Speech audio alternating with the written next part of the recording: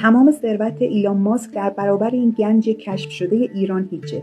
معدنی با ظرفیت عجیب و باور نکردنی 61 میلیون تن طلا که تازگی‌ها توی خراسان جنوبی کشف شده و وزارت صنعت و معدن اونو تایید کرده. این گنج عظیم انقدر با ارزشه که اگه توی یکی از کشورهای عربی کشفش کنن، در تمام چاه‌های نفتشون رو می‌بندن. تازه این یکی از 15 تا معدن طلای بزرگ کشورمونه و عجیب اونجاست که حتی به معدن زرشوران تکوب هم نمیرسه.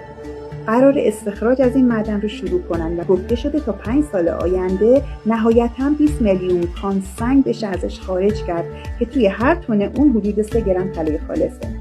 جالب اینجاست این غار فقط یکی از 15 معدن طلای ایرانه.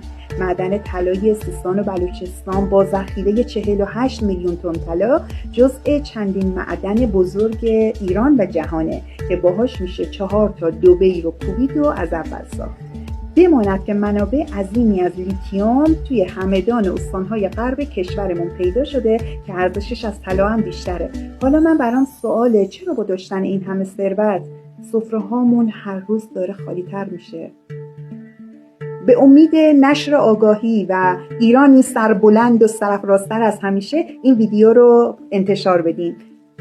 مانا باشید و ایرانی.